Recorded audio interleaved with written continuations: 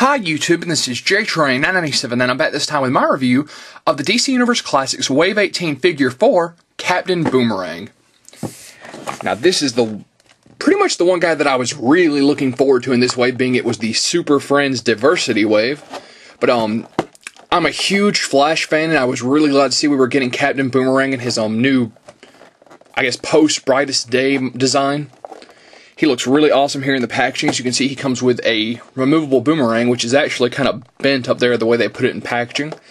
He also comes with the head and crotch of Apache Chief, which are down there.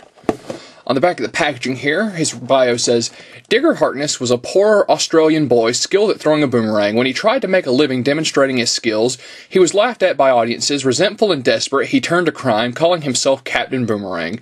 He became an archenemy of the Flash and joined the supervillain group The Rogues and Suicide Squad. One taste of his razor-edged or exploding boomerangs and no one is laughing anymore. First appearance, The Flash number 117, December of 1960. Real name George Digger Harkness. Occupation costume criminal. Base of operations Earth. Special abilities, as good with a boomerang as is humanly possible. Has deadly trick boomerangs, electrified, poison-edged, etc. Down here are the other characters in the wave, which were Black Vulcan, El Dorado, Toyman himself, Samurai, and Bronze Tiger.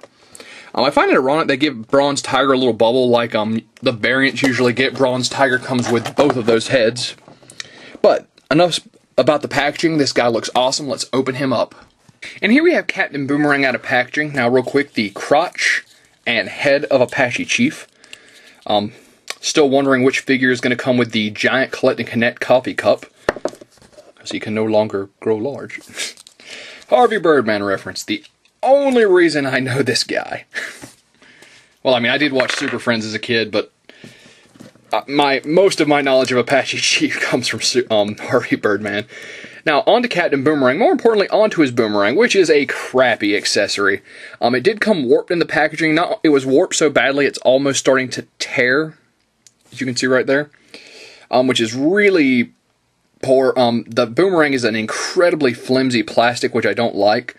All these boomerangs on his chest are for show, so it's not like you can replace them. Not to mention, this is the post-Brightest Day design of Captain Boomerang, so when he gets... Because Captain Boomerang died in Identity Crisis, was brought back during Blackest Night after his son had kind of taken over as Captain Boomerang and then got killed. Then when he comes back during Brightest Day, he actually generates the boomerangs himself, and they're kind of like a negative energy light. So it would have been nice to have seen one of those, or maybe even a variant with a negative energy boomerang. But oh well, like I said, I'm just not crazy about this. You can cram it in his hand, but it's still going to be warped. I've seen some reviews where the boomerang isn't warped, so make sure you check yours in packaging. But other than that, this is an astounding figure. I'm absolutely loving the design on this guy. He's got great articulation, which we'll get to in just a second. I just want to go on to the sculpt. They've done a really good job on his face, his cap. He's got that nice little cocky smirk. His scarf is really good. He's got the boomerangs on his chest. Kind of wish those would have been removable, but oh well. They did a great job on his trench coat. Just all of them is fantastic.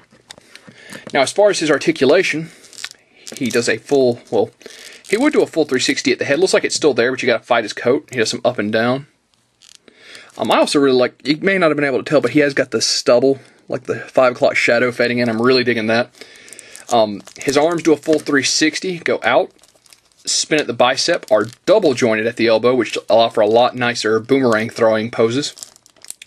Spin at the wrist. I don't believe they bend. Nope, they don't bend. He's got a very nice, well, yeah, there we go. Very nice abdomen crunch, left and right at the waist. Legs go forward, back, out, spin at the quadricep. Once again, double jointed at the knee, very nice, and have an ankle joint. Although it appears to be a little hindered by this design on his boot, but it's still there. So, I'm really glad we got a modern Captain Boomerang. I wouldn't even mind having a classic one, but that's one of the things that I'm really like to have in the DC Universe Classics line. Like, you know, I really want more of the Flash's rogues.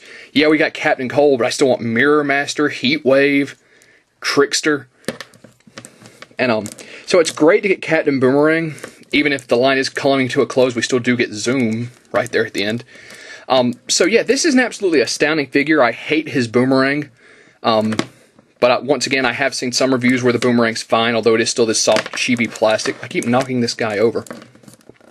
Amazing articulation, fantastic sculpt.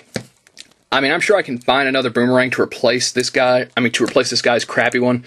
Probably do a little paint job on it, try to turn it into a negative Boomerang.